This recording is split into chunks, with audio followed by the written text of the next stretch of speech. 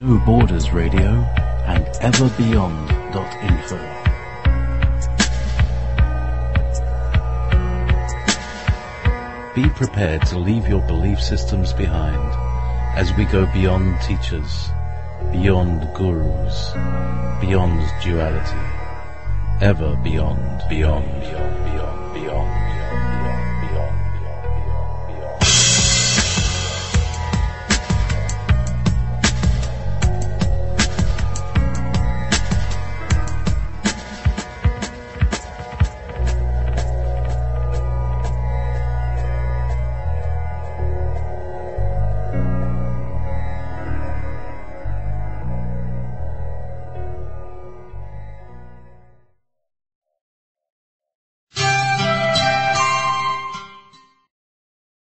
Of work in this past quarter has been kind of insane. I had something on the lines of 7 to 8 papers to write per week, which takes up a lot of time, and then other things start slipping, so some of my healing work has been not slipping in quality, but slipping. I just didn't have enough time to do as many hours as I needed to actually earn the amount of money that I need to survive, right? So I'm actually going to put this out there today that if anybody wants to send a donation my way at the moment, I would be very grateful, right? Because things have been really, really tight and I'm very, very tired, right? I'm also doing a special on all of my sessions at the moment, and for all of that you can go to my website, that is katiegallanti.com. Or reclaimingthelight.com, the same website comes up under both domains. I'm very clever. I've managed to accomplish this. Same 2 domains, same website. Yay! That's right. The mystery of domain redirection. Yes. That's right. And you know, considering that I'm totally self-taught on this, I'm kind of proud of myself because I've designed a website all by myself and so on, right? So, anyway, if there's glitches in there, you know why. Yes, and it looks very well, and it's lovely. Well, it's kind of tidy, right? Tidy and clean. Then it may look, I may change the look of it a little bit as I go further, but at least for the moment, all the information that needs to be there is there. And it should be kind of easy to navigate, right?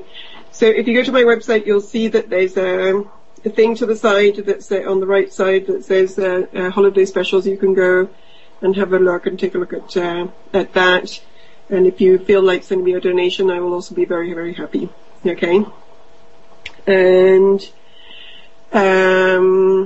it will allow me a bit of time to rest because I'm really tired. So apart from that, what has been going on? Well, I've just finished writing my newsletter, right? And I always think I should write a newsletter every month, right? And then I start writing the newsletter, and then I realize why I don't write a newsletter every month. Because it takes me forever. Yeah, and it's hard to keep it on the one topic because so many things are part of, you know, it's like you're teasing one thread of a huge tapestry. That's right. And in some ways, you know, some people send out newsletters that are basically, hey, hello, I'm here, and they're almost like a form of advertising, right? And I'm not saying that I don't do that also, but I always feel that it's almost like it's a condensation of various things that I want to say. And it always ends up being this really big, long, involved thing. And actually, I have a guy in the UK that republishes every single one of them as an article on his online magazine, right? Because they're kind of meaty and chunky, and obviously they're useful to at least to somebody, at least to the guy in the UK, they're useful to him, right? No, I find them very useful. You know, particularly the one you put out today. That was brilliant. Loved it. Yeah, well, as I say, it took me almost a week on and off to write that. So then I realised why I don't write it every month. But I would like to write them every 3 months. That would be nice, rather than every 6 months. That's a little lazy, right? So there you go. So anyway, that is where I'm at the moment in terms of just staff. I'm just wrapping up a very busy year, right? And in terms of us and the planet, I'm a little out of the loop on the current affairs part because I've just been so busy, right? That will change in the next few days because I'm almost done. But on the energetic front, we're kind of talking about the same stuff energetically every single time, mostly because these are very long shifts and long processes. So it's not that they change week to week, okay? They may change year to year, but they don't change necessarily week to week. And the kind of long-term process that we are in at the moment is the ongoing Pluto Uranus square, which I talk about in the newsletter. And by the way, if you want this newsletter, you can go to my Facebook page, you can find it there, and if you can't find it that way, just send me an email, I'll send you a copy, okay? But basically, we are in this Pluto Uranus square that is ongoing. It's been ongoing for a few years now, and it's going to continue until 2015. It's a big deal because this is a major cycle, and it's a very intense cycle. There's major cycles of other planets that don't cause as much disruption. Well, instead, the Pluto Uranus square is can create a lot of really radical change at the social level, because Uranus is kind of like the sign of revolution, and Pluto is the sign of power in Capricorn, especially. The power takes on this kind of form of, basically Pluto in Capricorn is the corporation, it is the military, it is the New World Order, it is all of those kinds of things, right? And Uranus in Aries is everything that goes against that. So we have this big showdown that has been going on for a while and that will continue between this old school energy that is represented by the powers that be in the New World Order, and that is intensifying because Pluto intensifies everything that it touches. So it's almost like we're getting to an extreme with that energy. And on the other side, we have the Uranus in Aries that wants to kind of break it all down, right? And so the two energies are kind of squaring each other off, and it's very volatile. It brings up a lot of tension, a lot of conflict, and it has the potential for being one big powder keg that goes off, right? Now, in the middle of that, however, we also have the accelerating energies that come from the galactic center, and these accelerating energies have also been around for quite a long time. And in fact, it's kind of interesting because the Pluto-Uranus square is a solar system cycle, right? But the last time that these two planets were together was between 1962 and 1969. That is when there was the whole civil rights movement and the 60s, the hippies, and a lot of change happened during that time. Some of that was co-opted change in the sense that initially it was a very spontaneous movement, but then it kind of got derailed into the whole flower power and, take LSD and drop out and, just smoke a lot of marijuana kind of thing, right? Which was not bad in itself. And it had, a lot of creativity that came out of it. But what was actually derailed was the more political side of the Pluto-Uranus square that was the beginning of a true civil rights movement that was, the anti-Vietnam and anti-war stance and all of those things. They kind of got diluted into this more hedonistic, escapist kind of movement towards the end of it, right? So at the moment we have a repeat of that, and the repeat of that is, several years later we're going through the next meeting between these two planets, again, we have a very serious political urge to change things and to modify the status quo that has become even more dysfunctional than it was before. But one of the things that we have to be careful of is the ability that the powers that be have of actually taking these kind of energies and then kind of funneling them into dead-end places, okay? But everything that we have seen from the Occupy movement, even the Truth movement, whistleblowers and so on, is all part of this process. What we have to be careful of is that we continue to keep the integrity of the original energy rather than allowing it to go into something that is trendy but does not actually create real change in the long run, okay? So, for example, Russell Brand. Matt Damon. Oh, yes. Yeah. It's like, there's a lot of stuff.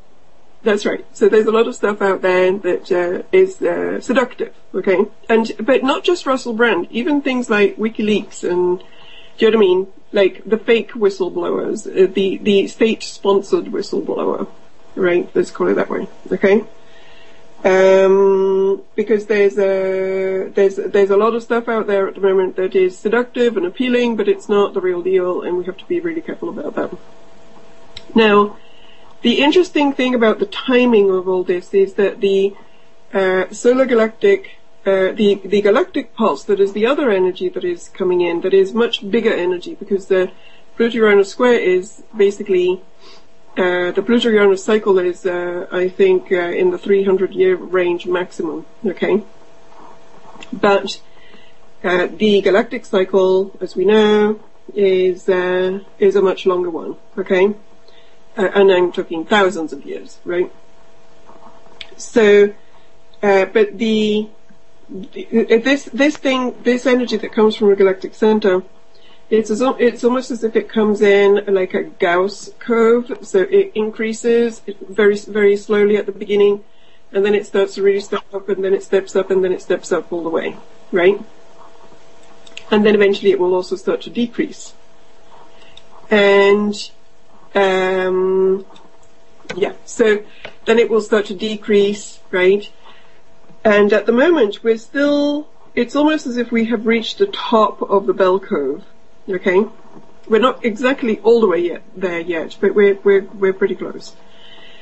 But the beginning of that bell curve kind of started around the 60s also, okay? So all of this is important because these are energies that were seeded at some point, and now they're stepping up, so it's almost like we're doing 60s 2.0. But it's not as warm and cozy and cuddly as the 60s were.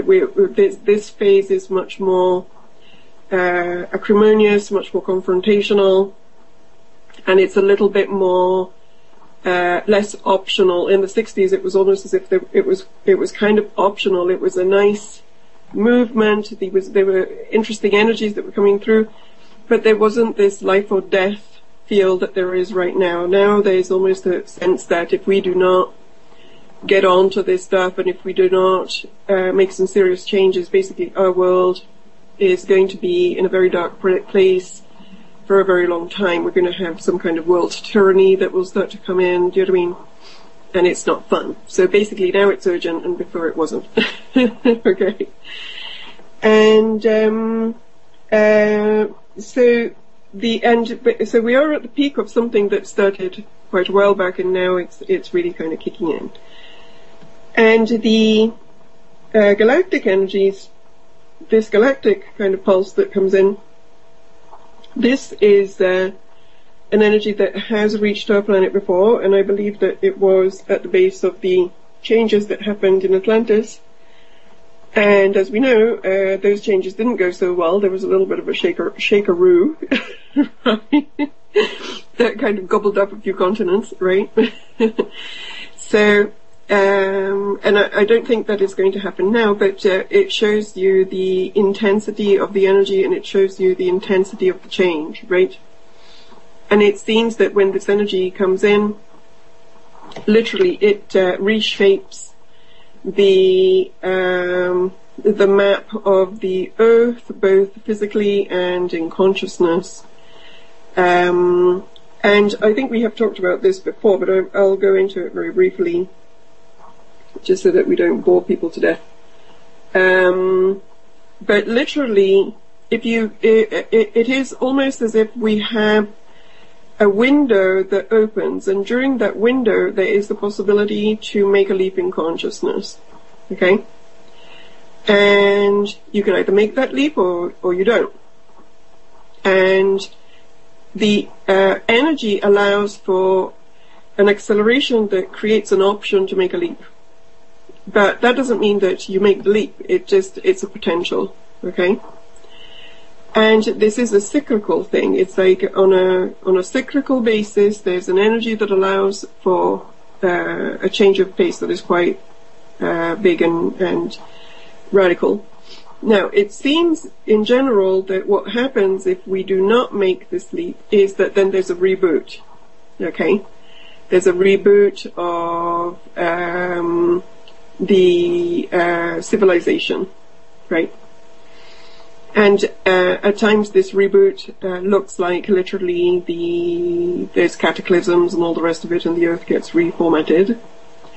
But it can even just be a reboot of the civilization as far as energy and the energy of the civilization itself. Now, during the Atlantean thing, the reboot was Atlantis went bye-bye and Egypt emerged. All right? And Egypt emerged dark. Why? Because the initiation of, making the leap in consciousness towards the higher level didn't work. It didn't happen. Okay? And so the energy of the planet for a start went down. So it's actually not as easy to sustain the higher energy on the planet anymore. Even things like metaphysical skills were not as easy to maintain, okay? Because there was higher level metaphysical skills before the Atlantean fall. And so there was a reboot, and the reboot was Goodbye Atlantis, Hello Egypt. And Egypt was reborn with a very dark flavor. Initially, there was a bit of both, but eventually the dark wiped out the light altogether. Okay? And then from there was the beginning of the next cycle. The next cycle that started about 13,000 years ago, and that is kind of closing out now. Right? And now meaning from, let's say, the 1950s to today, the galactic pulse is active again, the initiation energy is present again, the accelerating energy is present again. We have an opportunity to transcend and make this leap again, right? And if we make it, great.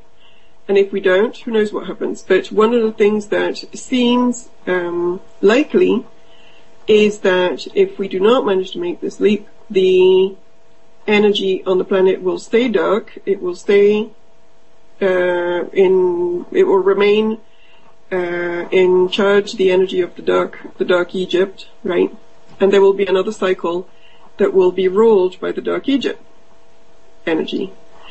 Now, the reason for which the powers that be, Illuminati, whatever you want to call them, are so intent on escalating dark energy at the moment is because they do not want this leap to occur, and they want to intensify the flavor of their own energy, and by doing that, then they stay in charge of the Earth realm for another I don't know how many thousands of years. Okay? So it's a game that has a lot of pokes for them, right? If they win, they get another cycle, all right?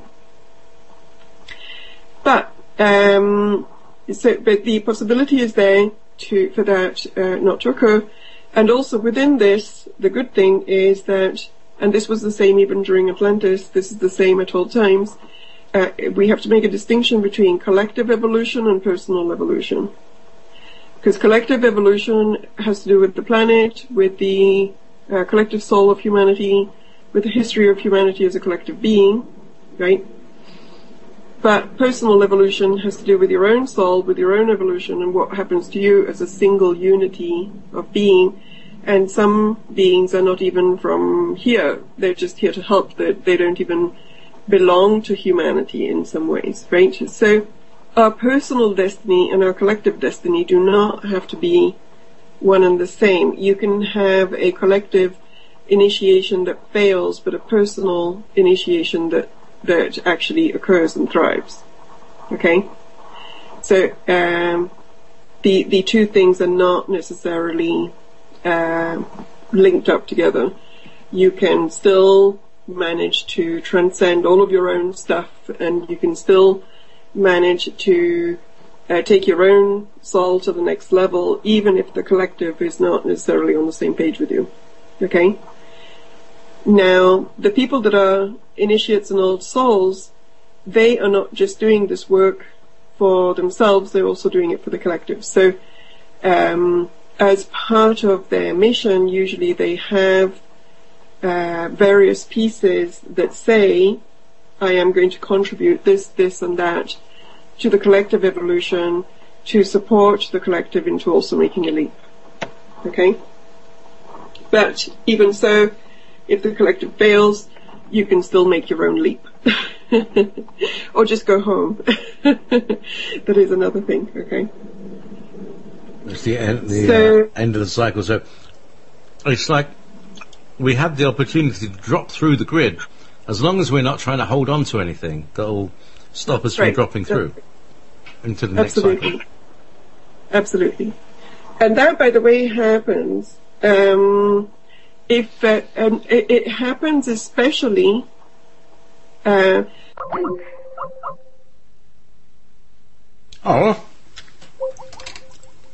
what's happened now?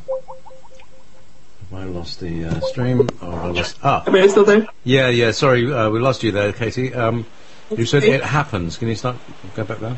Okay, so I was saying that it does happen sometimes that you as a soul you can come in. I mean, here I'm making the assumption that everybody understands that the Earth plane is a reality that exists in a certain dimension, in a certain time-space zone, right? But that there are other dimensions, there are other places, there are other places in the galaxy, there are other places in the universe, but there are also other places dimensionally, and that this is a planet that has several different kinds of consciousnesses on it at the same time.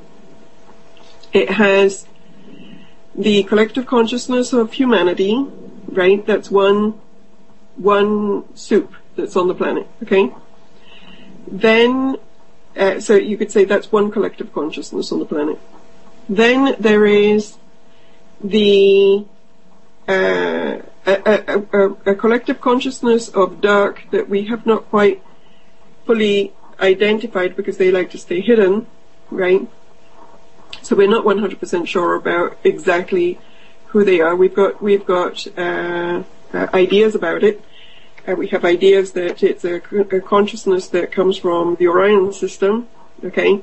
We have ideas about the fact that this is a consciousness that is also influenced by extra-dimensional consciousness that is spiritual dark, that doesn't have bodies at all, that we would call demonic beings, okay? And that this group, and that there's also a faction of humanity that is kind of genetically modified so that they can host these particular beings from Orion and the dark energies that work through them. Okay? So that is almost like a subsection of humanity that has been genetically modified so that it can work with the dark Orions. Okay? And that's another collective consciousness that's on the planet. Okay? And then we have a group of souls that are of various origin. There's different kinds of them, but generally they work as a group, whose souls come from higher dimensions. Some of them come from higher dimensional places in this galaxy or universe, right? And that are almost like a kind of special forces and special education unit that gets that is assigned, that has been assigned to Earth at this time to help humanity to overcome the oppression that it has been experiencing for many, many cycles now from the Dark Orion and Dark Energy Collective. Okay? And the reason for which this particular group of souls has actually come in is because the Dark Orions have been a little bit too successful in taking over all of our cycles. Okay? And so humanity now is not really capable by itself to make the leap, because they have been so deprived of information, tools, and energy for such a long time that they really don't have a clue that anything is even happening at all unless they are helped a little bit to see that. So the reason for which this quote-unquote special forces group is coming in to help, right, is just to rebalance things so that there's some light to rebalance this dark, and so that that humanity can make its choices and can use its free will without being manipulated into choosing dark at all times, right? However, the Earth is a bit of a tricky realm to hang in because of the level of density that there has been here on this plane, and because of the level of manipulation and mind control and programming that has occurred on this planet from the Dark Orions, right, for many, many thousands of years. And because there is some kind of a rule that says that when you come into this realm, you kind of forget who you were before, at least for a little while, right? It is sometimes possible for these souls that come in here to help to kind of get stuck. Okay? Because they come in to help and then they forget who they are, and then before you know it, they're like, bumbling along and buying into all of the dark programs and getting all programmed themselves, and then they get stuck and they start accumulating karma and they can't get out. Okay. There's actually a really good booklet that is, I'm laughing because I'm thinking about this booklet, that is called ET 101, that is actually really funny, in which the author talks about this in a very tongue-in-cheek kind of way, basically talking about mission control is like sending you down another manual because most of you have forgotten that you're even on a mission, so let's try to help you to remember, right, who you are and why you're here. Okay. So it is important. I remember that book. My ex-wife gave me a copy. You remember? It's kind of funny, right? It's a cute little booklet. You can even find it online. I think you can find it, pieces of it at least, you can find online to read. It's kind of cute. And by the way, the woman that wrote that booklet actually had a lot of, it's a really humorous booklet, but there's a lot of truth in it, right? And the woman that wrote it, the powers that be gave her a very, very hard time after she wrote that book. And you wouldn't think that that book would be something that would attract that much attention. But apparently it did, and she had a really, really hard time for a few years after she wrote that. Because many very bad things happened to her after she wrote them that were kind of coming from, the powers that be, directed against the legal stuff, all sorts of things, right? So, ET 101, you can go find it on Amazon. I'm just going to post a link to it in the in the chat room. Okay. So I just googled it. Yeah. Yeah. Carry on. And the other thing that you may want to put into the chat room is the raw material right? And the website for that is LL Research. Okay? If you put it into Google, you should be able to find it. LL Research Raw Material. Because in the raw material that was channeled between 1980 and 1984, and by the way, a lot of the channelings that happened in the 80s were actually really powerful, and kind of the real deal, and I think it was before. Now most of the channeling that is out there is like rubbish. I'm sorry to say. I mean, some of it is feel good kind of stuff and so on, but most of it is rubbish, right? But in the 80s there was some stuff that came out that was really meaty and not rubbish. And the raw material is in the meaty, non-rubbish category. And in fact, the process, the raw material talks about the group of souls, and it calls them the wanderers, right? Because they're wandering souls from, usually from 6 density. That is how, the raw material talks about densities instead of dimensions. And there's only 8 densities. And apparently we here are 3rd density trying to become 4th density. And the group of souls that has come in to help is from 6th density. And translated into JP language, I think it's 1-2 souls, right? Ray 1 with 2 souls. The Ray 1 monad group, yeah. The Ray 1 monad group with the number 2 soul group, right? Well, number 2, there's I've come across 1-2s, 1-4s, and 1-7s. Okay. The 1-4s are people like super soldiers. Oh, really? Mm-hmm. Interesting. So that would be the guys that I call the galactics, right? Because in my let's swap views, because I like exchanging views with you, because our stuff is similar but different, but similar, right? And in my cosmology, there's the souls that come from what I call the angelic realm, right? And these are souls that when I look at them, when I'm doing a reading or a session or healing work or whatever, you go and have a look at their soul, and their soul is all about love. They're very high in consciousness. They sometimes get shafted a little bit here on the earth plane because they are a little too kind, right? They don't have enough claws, right, for being here.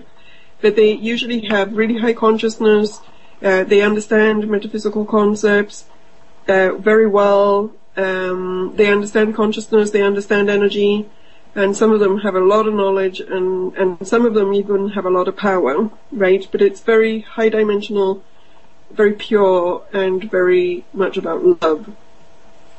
And then there's another group that is still higher dimensional than Earth, but not as high as the angelic group. And these guys, if you go and have a look at them, most of them belong to some kind of galactic warrior type council, right?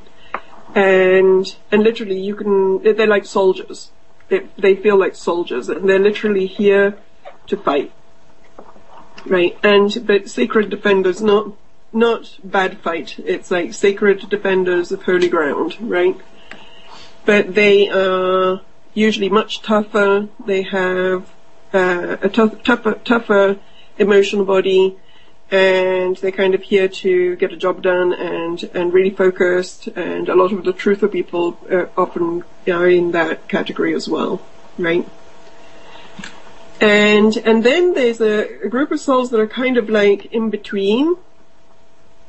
Not in between those two, but in between Earth and the light and the dark. I call these guys the dwellers of the threshold, right? Because they're not on either side. They're not fully light, they're not fully dark, right? But they're supposed to make a choice in this lifetime. and it depends on where they want to go. Okay? And I think you put the Ray 6 into this category, is that correct? It's definitely it's a point in the process, the dweller on the threshold. Yeah, it's it's the dark night of the soul, and some people choose to have that over several lifetimes. That's true. That's very true. It's a and again, it's what you're saying is about not making the choice. And because of attachments. And we don't realise we're attached until we try to move through the sieve, and we realise there's a whole bunch of stuff tied to us behind us. That's true. That's true. And also there is the attachment aspect, okay? And this, what I'm about to say, I never would have said it 2 years ago, right? But now I'm saying it. That I really do think that there's literally dark forces, light forces, and there is a choice between self and spirit that is not just about. There's the part about letting go of attachments. A lot of the Earth souls, I think, are in that zone. Okay, like the normal humans, they have to evolve beyond and out of certain things. But there's also some powerful souls that are powerful, and they have been on the planet for a very long time. And even these souls, some of them come from other places. And they have strong metaphysical skill and all the rest of it, but they're not fully in the light, and they're not fully in the dark. And literally in this lifetime, they have to decide who you're going to play for. Who are you going to play for? You're going to play for the dark, or you're going to play for the light. And sometimes these people are actually not even aware that this is the choice that they're being called to make. And this particular choice comes often in the form of some kind of testing, right? So they will be tested. There will be opportunities that will be put in front of them that in the past seduced them, right, in past lives. And they will be given those opportunities again. And when they are presented with these opportunities, then they have a chance to choose again, and they can choose this time to go towards the light with it, or they can choose to go towards the dark. And light and dark, we can rephrase that as ego. We can put the dark under ego, self-serving type stuff, and we can put the light as expansion, growth, collective good, beyond just personal good and so on, right? So there's a lot going on this planet. It's like a big crucible of stuff, right? We have so many different processes that are happening on this planet at the same time, and different groups of souls that are here to learn different things. And then we have a planetary process that has its own flavor still, and all of this is happening in the middle of a big galactic cycle as well, and so on. And another one of the reasons which there's a big focus on Earth, and we've talked about this one before also at the moment, is because whatever happens here on this planet at this time is influential to the history of this galaxy as a whole. That is, if we mess it up, in future cycles of this galaxy, we're going to have a big, gigantic, holy mess. Right? And the big, gigantic, holy mess is called, it's basically, this energy is going to spread, right? And we're going to have, the Dark Orion flavor is not just going to be on Earth, but it's going to spread to other places. And one of the things that keeps coming up on my radar, and that I also have read about in various places, is the transhumanist, the transhumanist part. Okay, so transhumanism is not just something to be aware of, but it's something to be very aware of, because transhumanism is the part that gets exported. If we don't stop it, it gets exported throughout the galaxy and creates a big problem. And by transhumanism, I mean the merging between man and machine.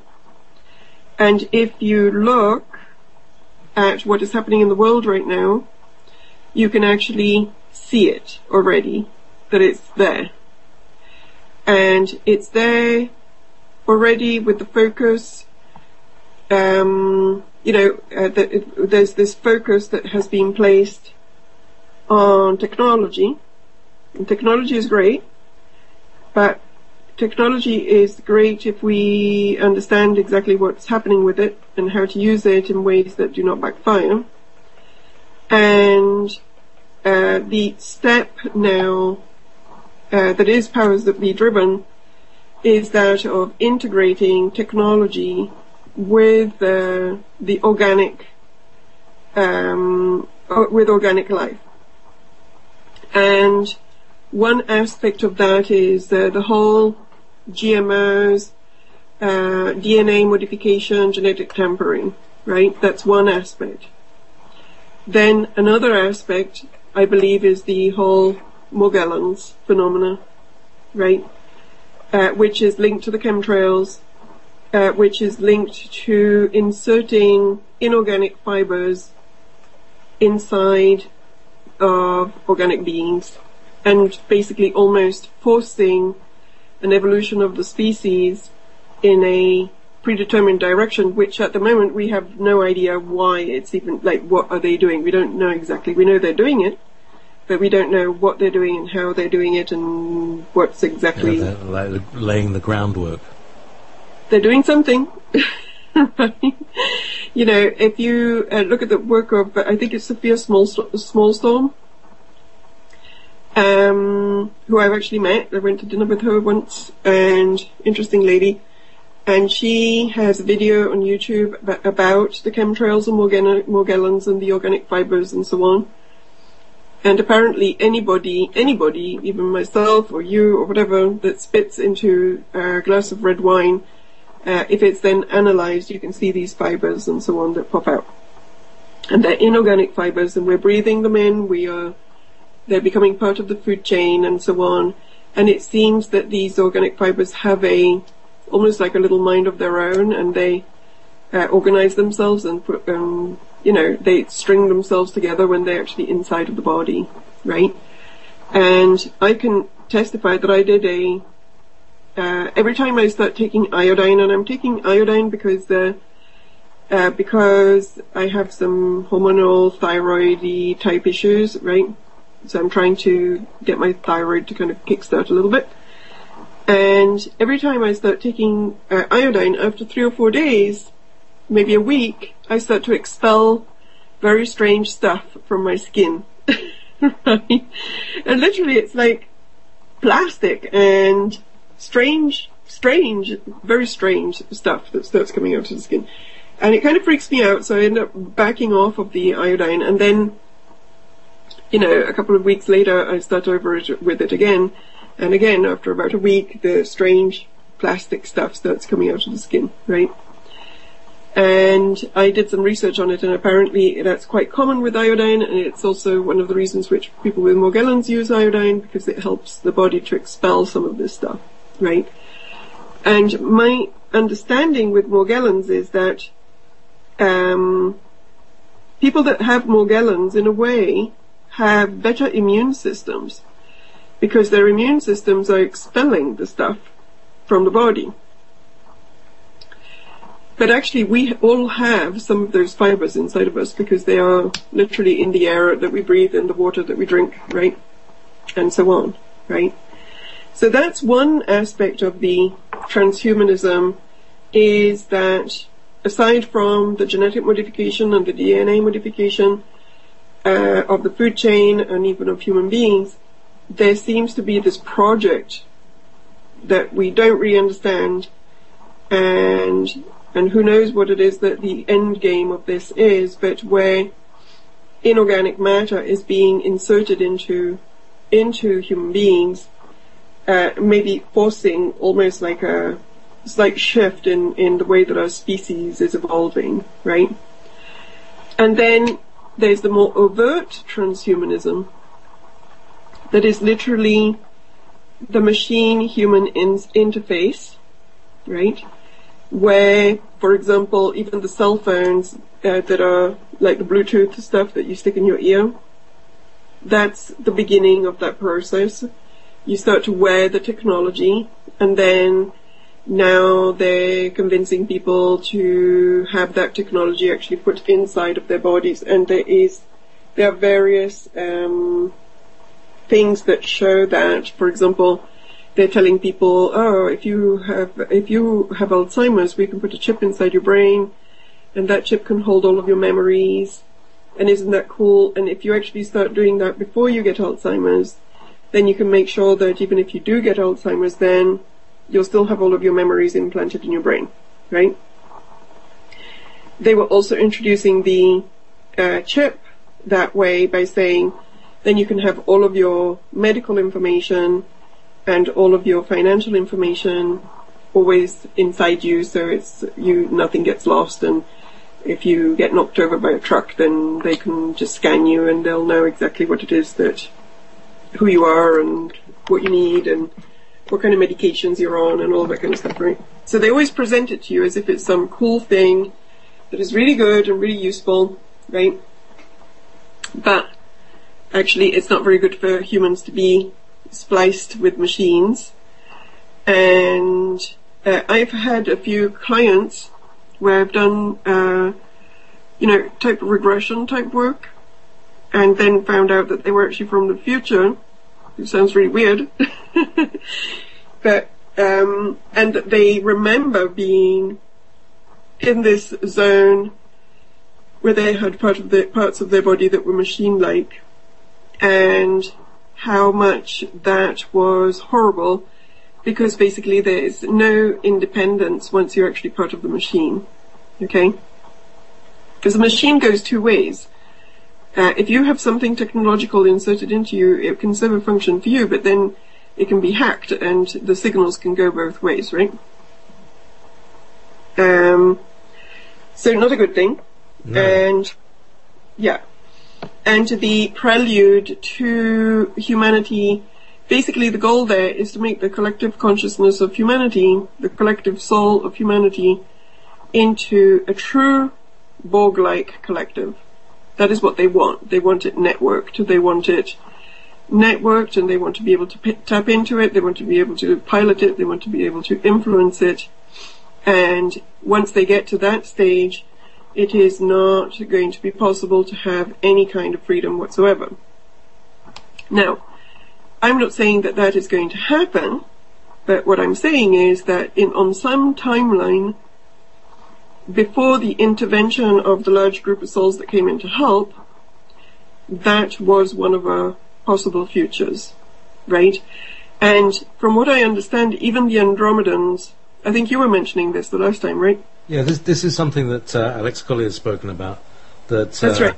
From 400 years in the future, tyranny has spread throughout the galaxy and is almost ready to spread through other galaxies. So they decided to create a fleet to deal with the problem, and it turns out to be this moment right now. That's right. Here we are. We need to be able to make those choices that cause us to go onto the line of what I'm calling the organic transhuman, the natural evolution of humanity. Absolutely. Well, again, it's a choice, right? Like, it's a choice. We have a choice. Everything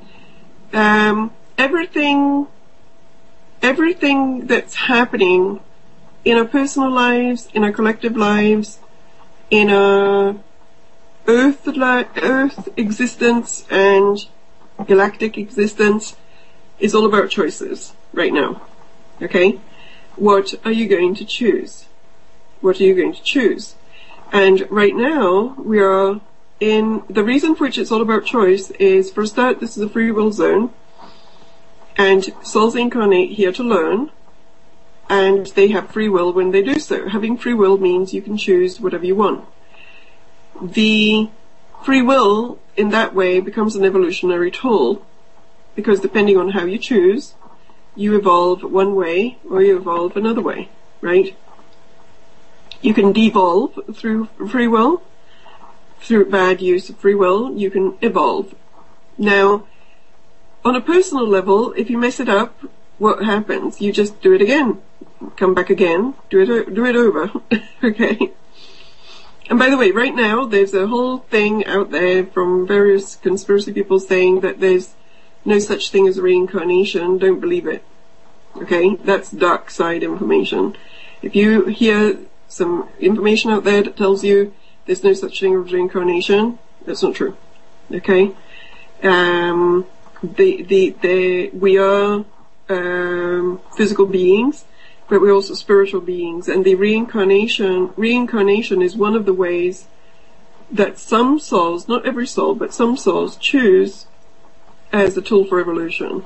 Okay? Where they incarnate during various lifetimes to perfect certain experiences and certain learning, and as a way to actually evolve their own soul.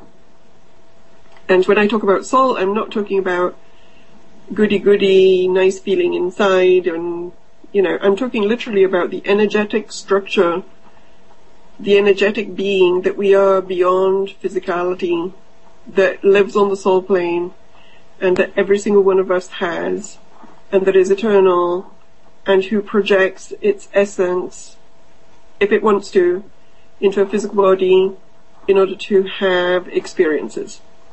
Okay?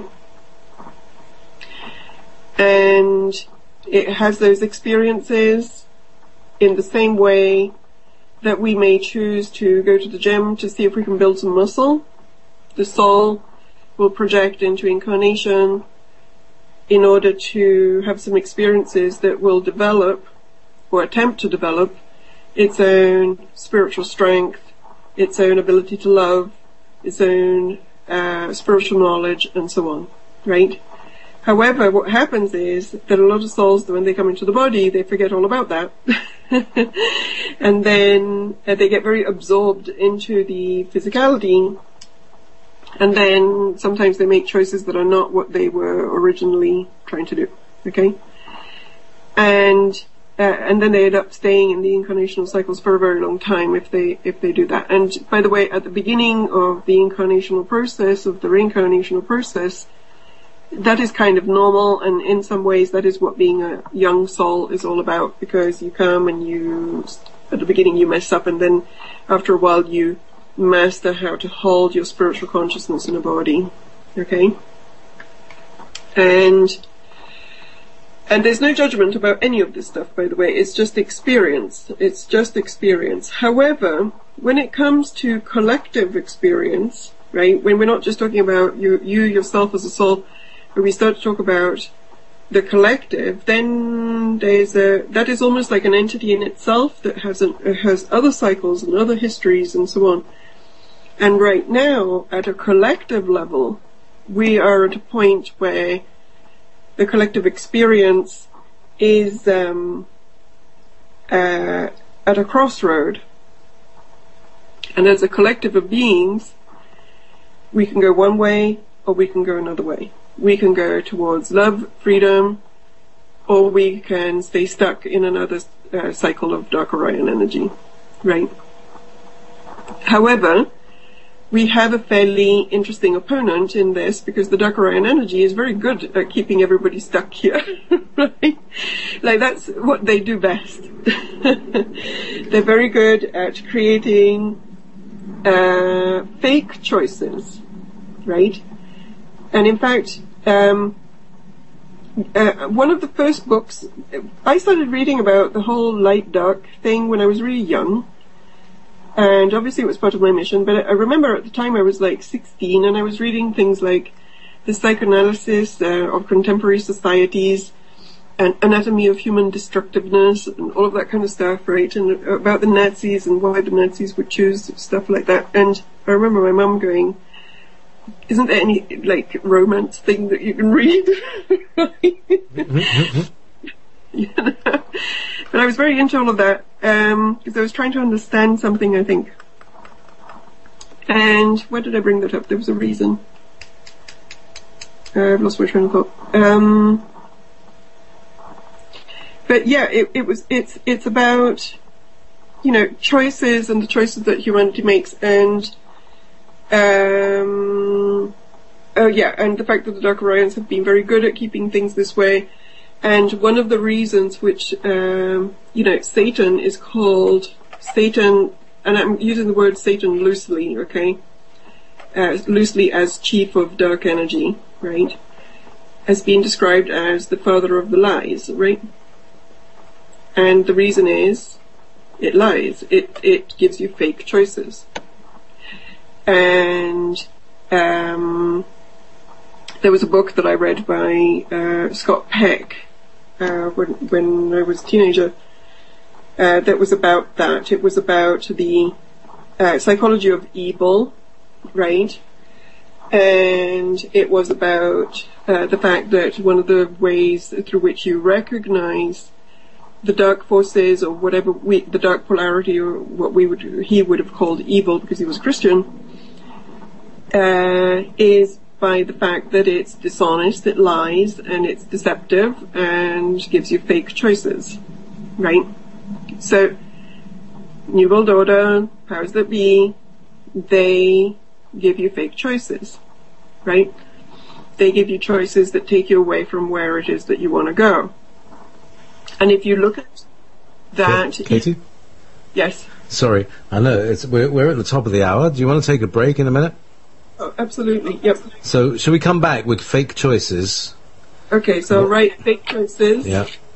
And, the lies. Yes. So, this is going to be Peter Green. The big change is going to come. Yay.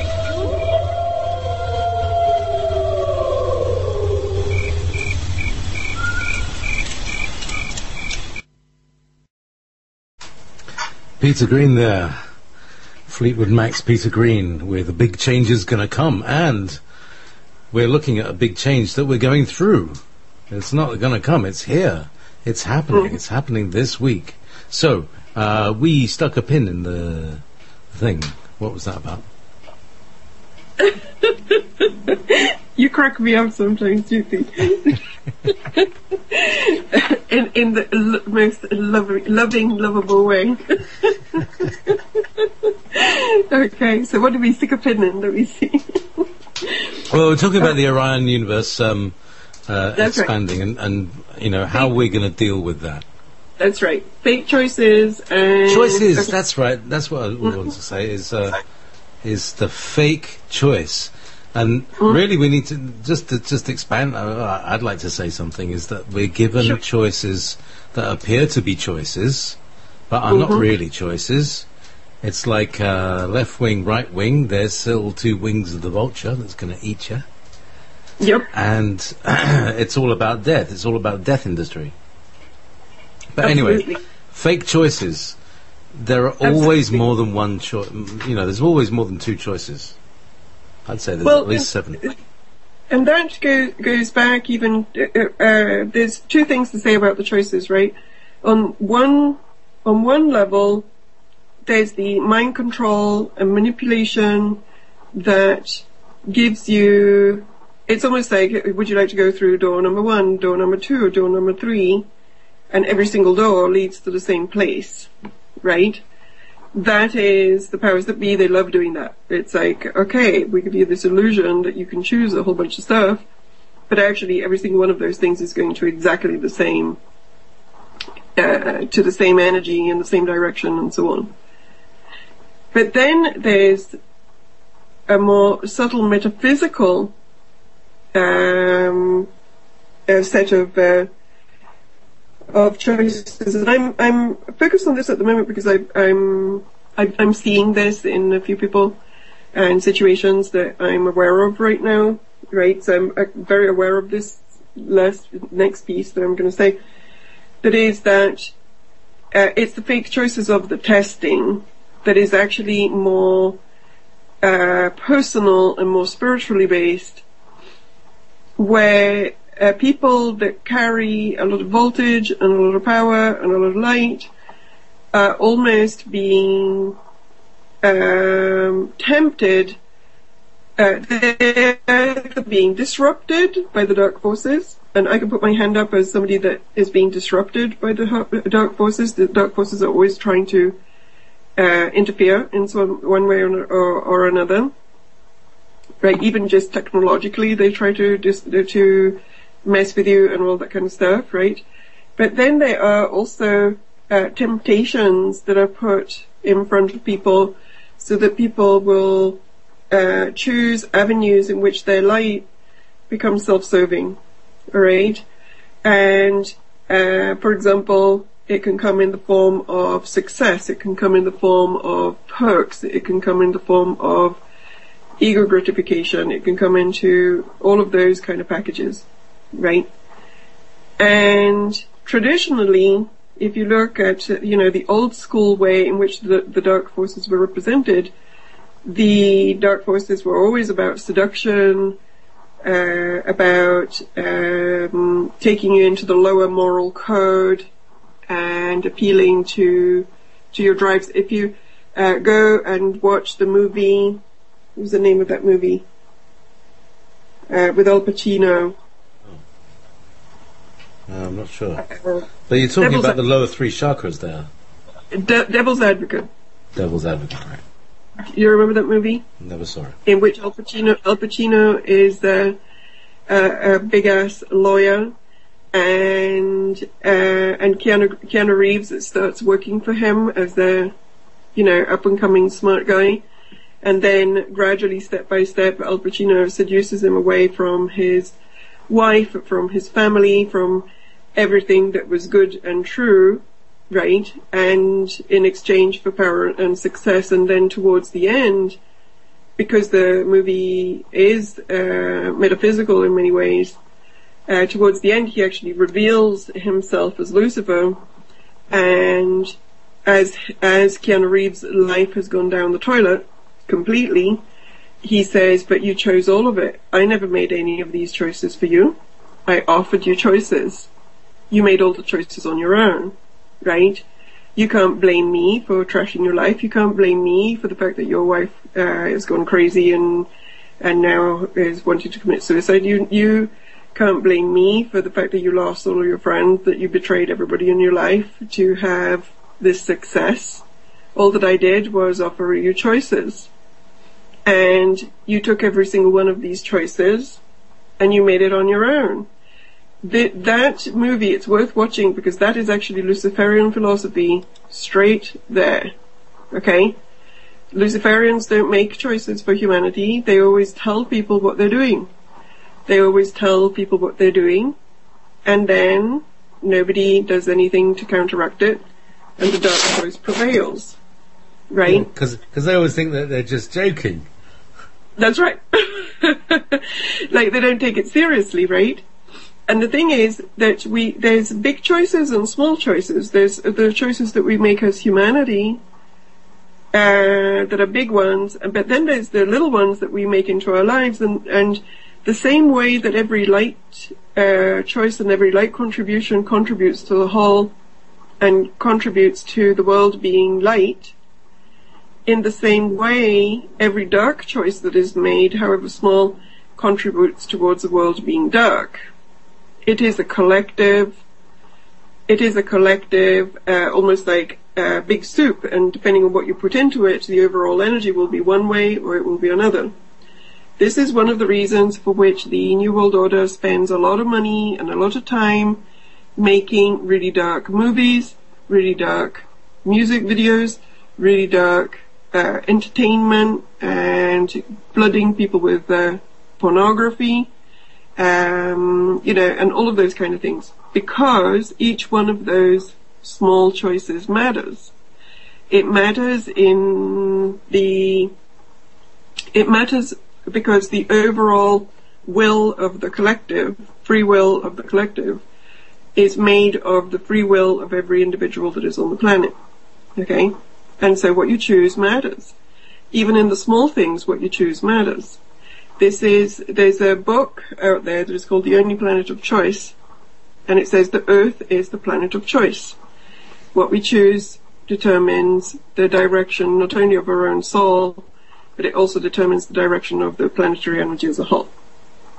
Now, the Luciferian energy works with this principle very clearly. One of the things that is becoming apparent to me is the dark forces and the Luciferian forces, they actually understand metaphysical principles very, very well. They use them very precisely and they understand them very precisely, but they use them to their own ends and to their own means. Okay? But they understand metaphysical law. They understand spiritual law. They just apply it in a way that serves them. Okay? So, all of this stuff about free will and about the nature of choices and about the nature of individual and collective will, the Luciferian energy and, who is behind the scenes understands it perfectly. And what they do continuously is to try to manipulate individuals and the collective into making choices that are low, self-serving, and dark-orientated. Right?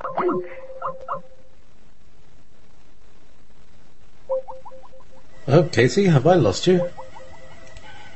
Oh, yeah, we got a problem with the call. There we go. Oh, there you go. You're back again. We're back. Yeah, you get these little break-offs. I've got the kettle boiling in the background on the stove. That's okay. How That's very okay. romantic. Okay. Meanwhile, back with the dark side. All right, and we were going to do something light today, but I guess we're back here into the dark side, which is fine. Can't seem to get away from it, eh? I know. So obviously it's what needs to come out, because that was not what I was planning about talking about, right? So anyway, right now in particular, there's a because we are at this node point, very important in our individual lives and in our collective lives, how we choose what energy we contribute to the whole, what direction we take into our lives, okay? Now, on the positive side, so let's go to the positive side, and the opposite is also true. Like, whatever choices that we make for the light also contribute to the light, and also, if we are metaphysically and energetically aware, which people are becoming more and more as time progresses, then we also understand that just like the dark forces use dark magic to get stuff done, and they've got their own magic and symbols and so on, we can use light magic, we can use light energy work, we can use energetic techniques and tools that can, within spiritual law, influence consciousness, okay? So there's a lot of stuff that we can use also to create positive shifts and to modify timelines, okay? And actually, it's not that hard. All that you need is a little bit of awareness of energy and how it works, okay? Now, we can never make choices for others. We just can't. That's not how it works. Every person is in charge of their own reality, and even when you try to influence people positively, you can be in violation of free will if you're stepping over their will, okay?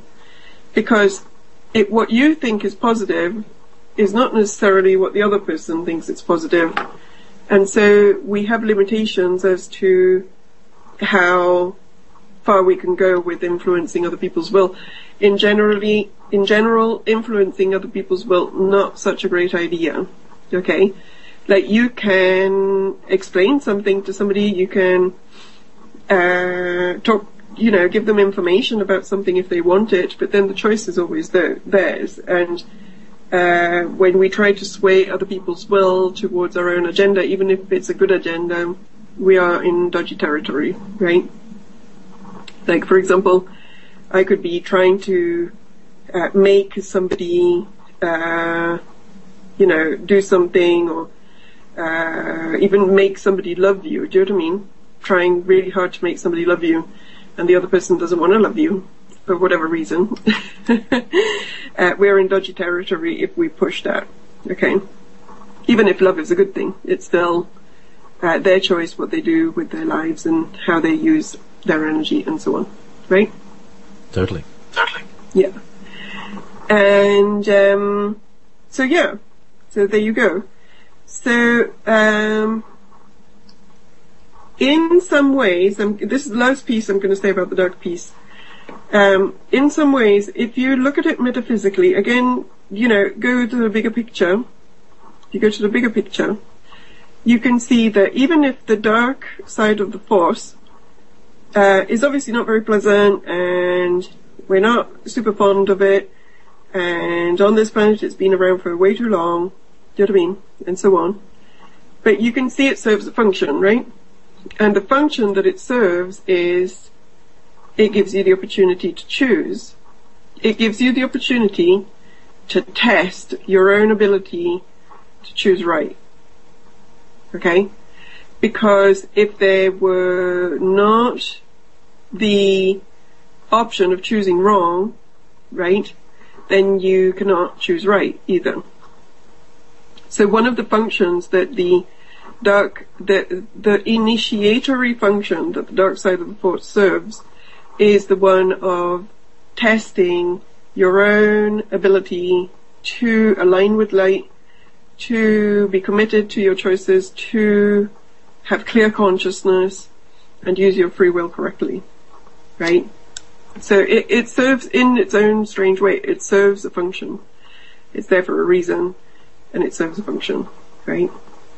So the trick here is to choose right. And another thing that I'm getting right now, this is my guides butting in, they're saying something, that it's also about another one of the lessons that is going on right now is about not just integrity, because basically what we have been talking about, some of it is integrity, but it's also about courage and standing up for what you really believe in and standing in your own power, right? Because at the moment there's a lot of people that are very aware of what needs to happen and very aware, of the dilemmas that are in front of us, but they will still not back down if it comes to an integrity issue in their own lives or an integrity issue in their own job or whatever. So there is also a lesson here in, okay, we have to do the right thing, and therefore you have to be brave, and you have to stay in your own integrity, and you have to be strong, and you have to stay in your own power and move through that. Okay? So that's another lesson. It's about strength. Not just knowing something, but acting on it and sticking with it. Right? Right. So it's being able to follow it through from the thought all the way to the manifestation, which is absolutely, that's where we're all at, and we're in a phase of change. I just want to go back to this to the Alex Collier thing, because the other thing that Alex Collier was saying was that this week on the 3rd we would be leaving 3D behind. Right. Yeah. Now, what do you think? I think actually something has happened. I don't know about you, but certainly for me and some other people, I've not felt hungry. Yeah. And we were talking about this before, and I was thinking, what if this doesn't go away? What if I just never feel hungry again? And then I don't have to worry about food storage because I'm just running on my own inner light. Yep, absolutely. Well, you and I were talking about that. I had a day, a couple of days ago, apart from the fact that I have had very little money lately, so some of the not eating is is kind of not a choice, but it's been interesting to play around with that experience anyway, right?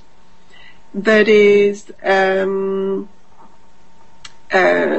went through a whole day. I was very busy. I had a lot to do.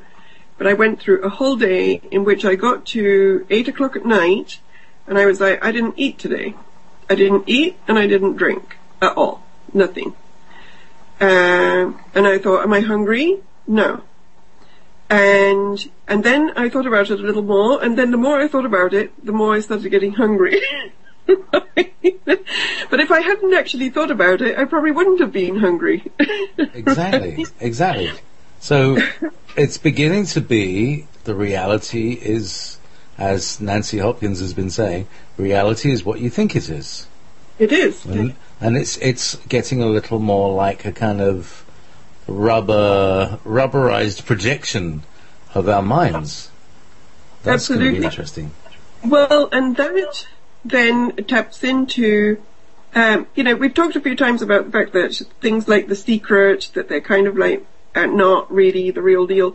But what is not the real deal about things like The Secret is not necessarily the whole idea of manifestation and everything is energy and you can create this and that, but it's more the oversimplification of everything so that it makes it all very linear, and the reality of the soul is actually not included in those kinds of teachings.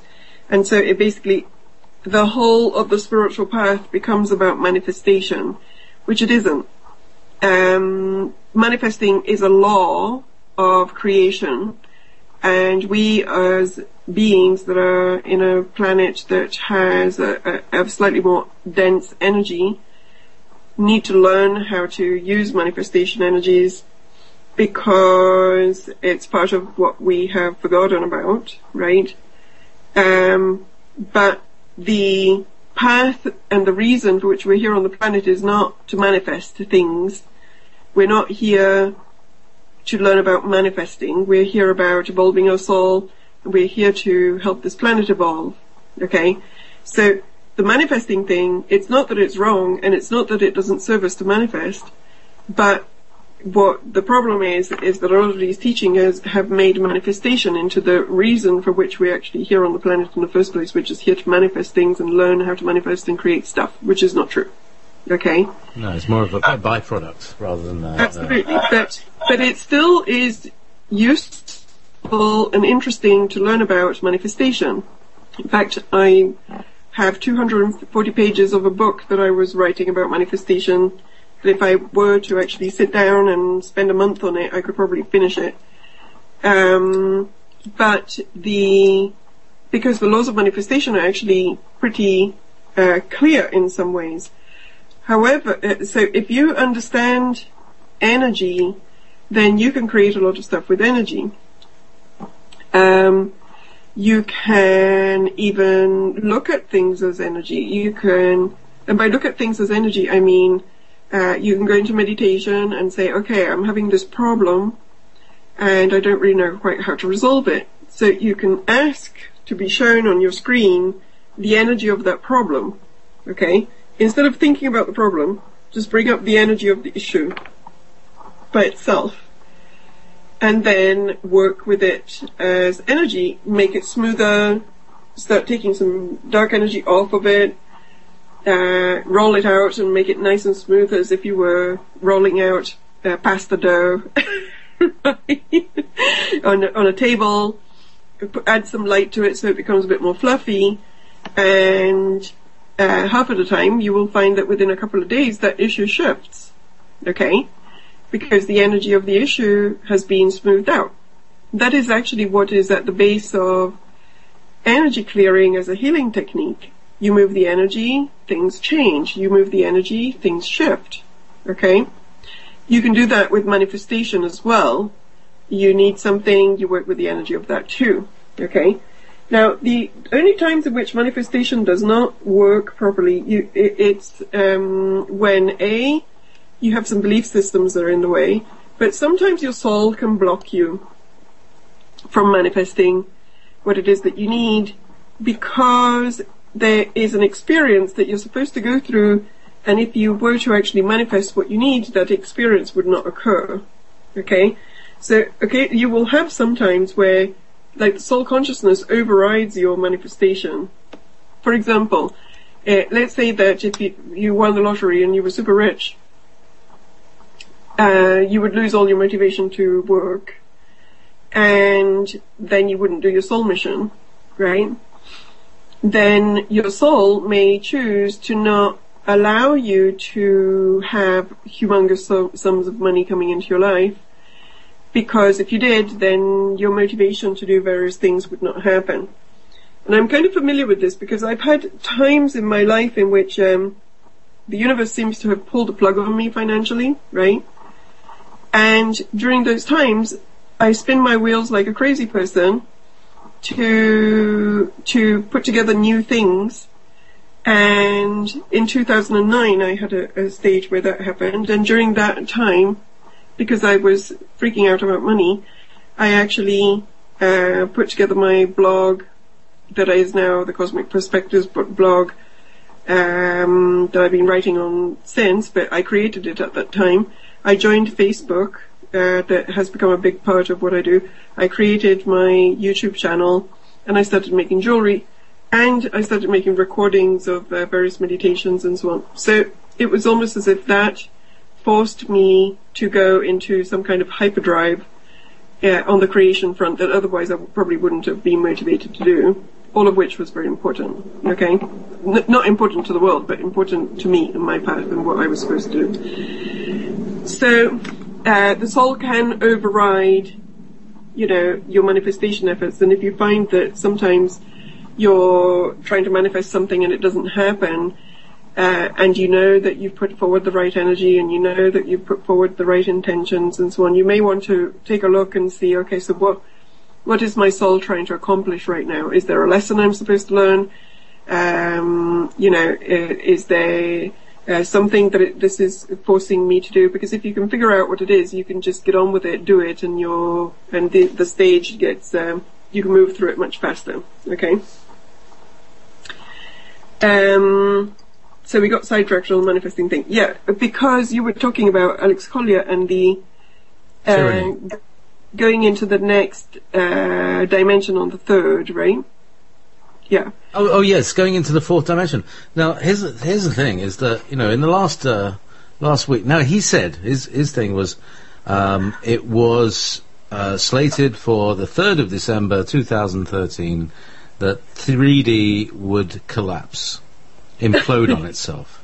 Right. Now, here's the thing. Now, when did he say this, by the way? He said it in 1994. Okay. So it was a long time, and he was consistent with the date. Right. Now, my belief system at the moment is that we have been, it's almost like we've been given an extension. Right? I think that we are shifting, right?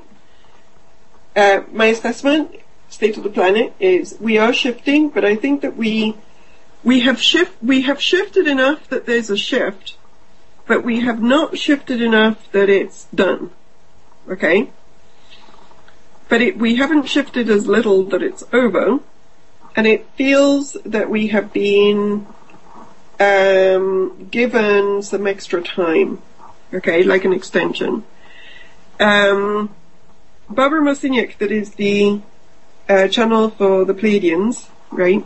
There's the woman that wrote Bringers of the Dawn, and who, by the way, also says that there's this tyranny in the future.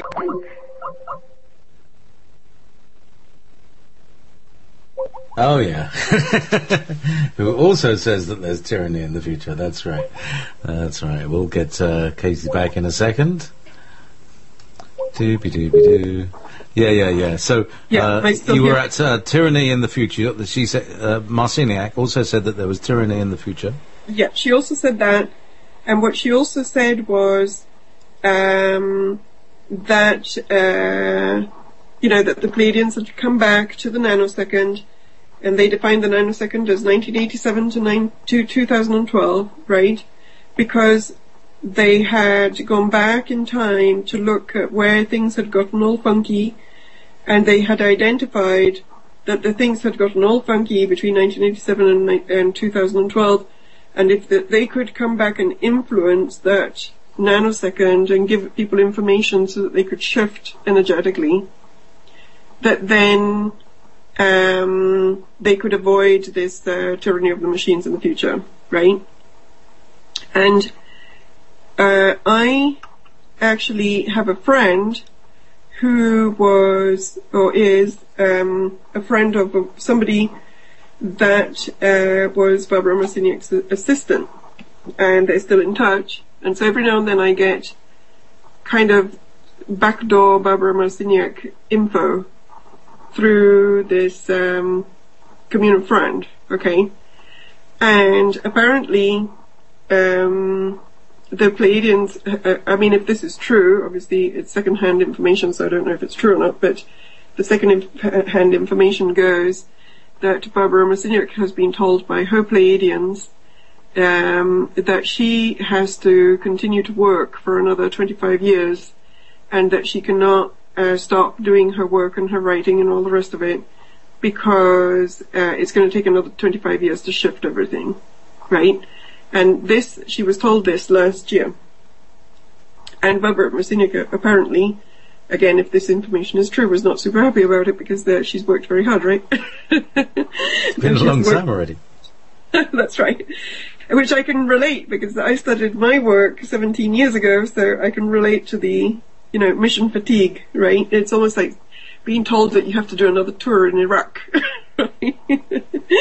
So, yeah. So my sense is, I don't know, my sense is the shift is happening, but it's not complete. We haven't landed all the way yet. And it's almost as if we are the dark forces have been stopped so that they're not going forward. Like, let's say that the big group of souls had not come here to help, right? Let's say nobody sent anybody. We would have just trundled along nicely into the next cycle of dark, and then that would have spread to the galaxy and big problems everywhere, right? But large group of souls came in to help with the acceleration from the galactic pulse, to help people work through the mind control of the Dark Orions and the New World Order. And now we're at a point where enough work has been done that we have averted that timeline. But somehow the New World Order people have done enough work themselves that we're not in the clear yet. And so there's more work to do, and it's as if we are almost in balance right now, with the dark forces and the light forces are almost in balance. They're keeping each other in balance. Light does one thing, dark does another one. Then the light does something else, and then the dark does another one. So in the game, because it's a game to some degree, we're kind of, what do they call it in chess when nothing moves anymore on the stalemate. Stalemate, there you go. So we're kind of on the stalemate right now. However, it's a good stalemate in the sense that we're not stuck in the dark zone. We're stuck in a light zone that is, however, not as light as it needs to be to boot the dark influence out of this zone altogether, right? But the dark forces are not advancing either. So everything is staying kind of the same, right? So there has been progress, but we're just not done. We need to work a little longer and a little bit more to get things to shift all the way. However, within this shift, definitely, there are some things like instant manifestation that are starting to happen. Sometimes I can literally have a thought about something and it happens, right? Like within an hour, right? And in the past, it didn't happen that way. And also instant karma, you know how people were talking about instant karma a while back? It's actually kind of true. Stuff comes back at you very fast as well. Both the good stuff and the bad stuff, it comes back at you very fast. That is another reason for which we have to be really good and in integrity, because do you remember that cartoon with the comic strip cartoon type thing, where there's the guy in the middle and he's got all the dominoes around him, and he clicks on one of the dominoes and they go around and the last domino smacks him on the head, and then it says karma is a bitch. No, yeah. So the speed of the dominoes is accelerating, right? So if you push the dominoes in the wrong direction, they smack you on the head much faster these days. They're in atmosphere of helium, where dominoes move faster. Dominoes are on crack right now. Dominoes. On steroids and crack, so what do we do about this? What we need to do is we need to defeat tyranny in our own being, our own bodies. We need to find the inner tyranny, the inner Nazi, the inner New World Order. Those of us, that part of us actually kind of agrees with the corporation and thinks it's a damn fine idea. Well, absolutely, and in fact, that is part of what I wrote in the newsletter this time. You need to work your stuff. There's two parts to all of this. There's the inner, and then there's the outer. There's the personal, and then there's the collective. On the personal level, find your inner Nazi and reform it. Reform your inner Nazi so that your inner Nazi becomes good. Okay. We all have an inner Nazi somewhere. Work on that and reform it. Okay. If you are easily seduced by something, whatever you're seduced by, figure it out and try to strengthen against that. Okay. So if you're seduced by power, try to strengthen so that you understand that external power and recognition and all of those kind of things. They actually, you don't take that shit with you when you die. Do you know what I mean? And you have to strengthen your own individual sense of personal power that comes from your own connection to source, to the universe, to love, and not as an aggrandizement of your own persona and your own ego and all of that. That can be one thing. Then there is another side of it that is, if you're a complete doormat, right, and people poop on your head all the time, right, part of your journey may be actually to strengthen so that doesn't happen, and so that you do not allow other people's Nazi to rain on your parade, right? That helps you to strengthen so that you become a more solid light and you move out of victimhood and you reclaim all of the pieces of who you are, right? And it also helps the other person's inner Nazi to be less able to be a Nazi, right? Because it's finding a boundary and it's finding somebody that says, no, we're not going to do that. Now, yeah, and that, the Nazi needs to know that it's not okay. I have to say one little thing about the inner Nazi. It's that part of us that wants everything perfect. Mm-hmm. It's the part of us that says, I just want to be adored. I just want this. It really drives me around when people say just. But it's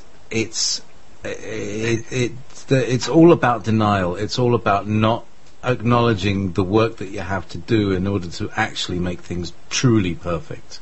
It's like a shortcut. Like, everything would be great if it wasn't for all those people over there. Yeah, it's kind of like a not wanting to do the work and to have it all easy, right? And this, I'm glad you said that, because before I wrote this newsletter, I wrote another one which then ended up scrapped, right? Because it was not flowing right, and so I decided to scrap it. But I wrote the whole thing, and part of where I was going in too many directions at the same time, and I decided it was no good. I would recycle it as an article at some point. But one of the things that I was trying to say in the first incarnation of that thing was be aware of bliss and ease, right? Because we now have a culture that worships bliss and ease, right? And even spiritually, we have the whole New Age thing that is like, follow your bliss, and if it's bliss, great. If it's not bliss, forget it. Bliss and ease, right? Well, actually, bliss and ease is great if it is the outcome of the harmony that is occurring in your own life, right? But if you make bliss and ease the goal, and that is what you're trying to do and pursue, you are going to be somebody that avoids anything that requires effort and anything that requires stretching and development and self-development and doing your inner work. And then bliss and ease becomes dark, because it becomes what you have just said, the denial, the wanting to get the shortcut, the not doing what it is that you're supposed to be doing, not putting in your time and your thought and your thinking and your consideration. And also, if you want bliss and ease and somebody in your life is in trouble, but helping them interferes with your bliss and ease, you're not going to do it, right? So then you become selfish, and then you become gradually service to self and so on, right? So yeah. Yeah. And do you remember we talk about sci-fi, you and I, a lot, because I was just going to say, what about thee? Go on. Exactly, I was just about to go there. That in the V series, which I would say is recommended watching, because I think it's there's a lot of first of all, the Ministry the DoD financed V. Okay, that tells you a lot already right there. And the making of V. But basically, one of the ways in which the reptilian queen controls everybody in her spaceship and on the planet is with these bliss sessions, in which she sends out beautiful bliss transmissions to the whole planet, and everybody is so happy in their bliss that they are not realizing that they're being colonized by an evil reptilian species in human skin suits. Right? That they offer them blue energy and all sorts of bliss and ease of all kinds, and humanity allows for this invasion to occur without realizing that any of it is happening, because everything is so pleasant and so great. Okay, so we don't have to be in, the martyr victim consciousness that used to be in the old energy of like everything has to be pain and suffering to be valuable, because that's one extreme that is not good either. But now we have this other extreme that is like everything has to be blissful and feed my senses and feed my well-being and my ego, and we shy away from the things that actually require a little bit more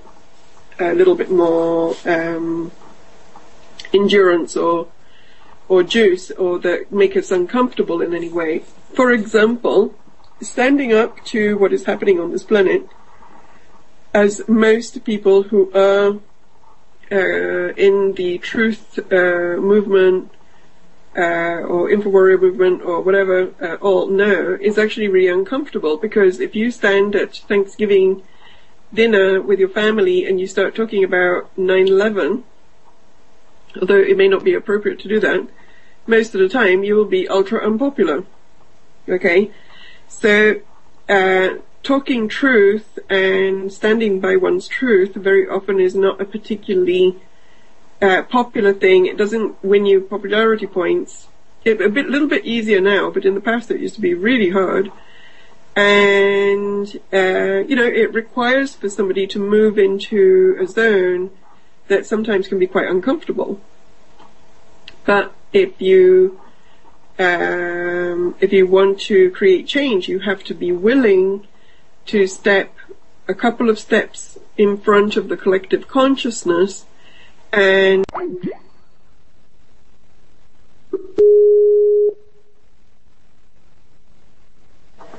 all right. Sorry, collective consciousness and?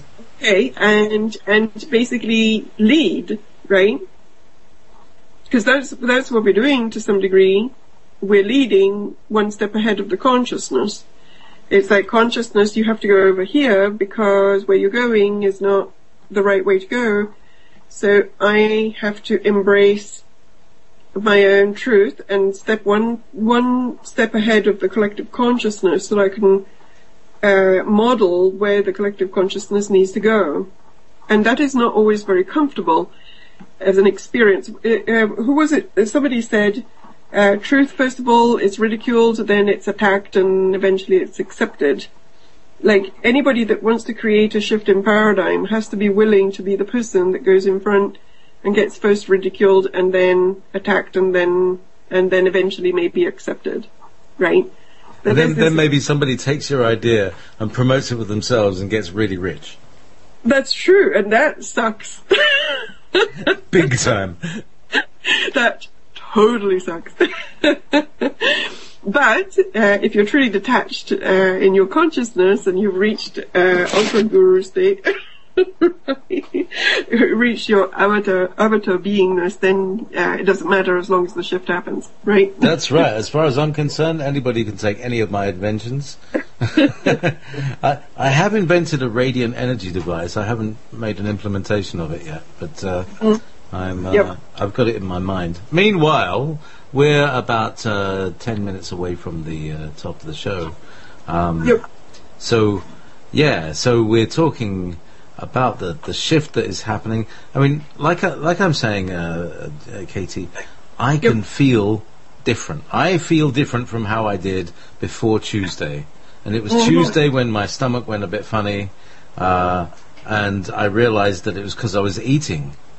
You know, every time I was eating food, I felt funny, but I didn't feel funny if I didn't eat food, and I wasn't feeling hungry. It's a sort of... It was a kind of cross between being full and being empty. It's like, what the heck's going on with this signal, you know? Yeah. It's funny because I had a very similar experience with the food. For different reasons, but I had a similar experience with the food this week. That it felt, I just skipped several meals without realizing that I had done so. And one of the things that I found was that on the day in which I ate hardly anything, right, my psychic channel was like super clear. I was sitting down and doing some tuning in for myself, because there's a couple of things in my life at the moment that I want to shift. And I was kind of getting quiet with myself to see, what would be best to do and how do I work with this and so on. And I could hear my guides in my ear so clear. And it was like, oh, this is cool. I don't have to stretch or make an effort at all. It's like, direct channel. It's great. I'm liking this. Right. And then I had a burrito. And the effect stopped. Really? How interesting. And I'm just dismantling the burrito in my mind. Like, you got like the gluten that is in the wrap. You've got potentially GMO meat. Was it a meat one? It was a carne asada burrito. All right. Right. So meat and it's basically the one that I had was meat and avocado and onions and cheese with a wheat to wrap around it. But I don't really eat the wheat wrap around it that much because I'm quite aware of the gluten thing. I can eat gluten every now and then, but if I eat too much of it, my energy starts to really go funky, right? And I really do believe that the wheat has been tampered with, because human beings have been eating wheat for thousands of years, and all of a sudden we're all allergic to this stuff. I don't think it's a coincidence. I just had a thought. Do you remember that stuff that was in the Chinese? Where did it come from? There was stuff that was coming from China. It was white powder stuff that was going into baby food. Yeah, I remember that. I wonder if it's gone into the bread now. Well, something is not right though, right? Because literally everybody is really allergic to that stuff now. Most people now, if they take the gluten out, they feel much better. And it's mostly the wheat, because I think that there's people that are really, really intolerant that will react to anything, but the wheat in particular is the culprit, I think, right? So yeah, and but in terms of the energy on the planet, I think that every now and then we have a step up, right? So all of a sudden the energy goes higher, and you and I, we've talked about this before in one of our shows a while back, that when the energy steps up like that, very soon after, or very soon before, there is almost like a massive karmic clearing type experience. So it's as if we go through And this is part of the galactic cycle, by the way. This is part of the energy from the galactic cycle that comes in. It's very activating. And so it's like we have a new pulse that comes in from the galactic center. Usually it works, it goes from the galactic center to the sun. Then from the sun it goes to the earth and to our energy field. When it hits our energy field, initially there's a big clearing. Stuff comes up. Our life starts to become very intense. Sometimes it's physical, and it's our bodies that have various kinds of intensity. Last year my nervous system used to be very triggered by these kind of things, and something must have adjusted because now I don't feel that anymore. Right? But then after your stuff has been cleared out, all of a sudden you walk on water. You have these moments of supremely high consciousness. And I've had several times like this where all of a sudden I'm ultra psychic, ultra clairvoyant, ultra clairaudient, and so on. And then the next wave comes and you start over. Right? And then you're into the quagmire again, working out and working through your stuff. Okay? And this thing of working through our stuff, it's part of the process, because as we work through our stuff, we clear up patterns, and we clear up patterns for ourselves, but we also clear up patterns for the collective, and we also clear up patterns on the timelines, because a lot of these experiences that we have with other people with who we have karma, especially for people that are part of the big soul group that has come here to help, very often those patterns are tied into past lives that have to do with the takeover of the dark forces of planet Earth. So even if you're working on your stuff, you're actually working on a line of history, and as you're clearing your own things, you're clearing that line in time as well, and you're helping the collective consciousness to move forward. Does that make sense, what I just said? I don't know if it... Yes, because, I mean, this is part of the individual work that affects the macrocosm, but...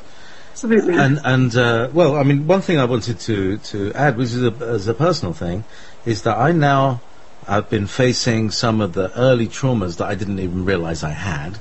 I've only been talking to people with PTSD for the last 3 years and realizing that, oh, hang on a second, I exhibit some of these, and realizing that it's the comfort food eating that has produced the body fat that is like the armor, and it's also carrying that toxin, and it's the comfort food that I then need to unpeel that layer that I put on, and then I can get back to the trauma that I was running away from.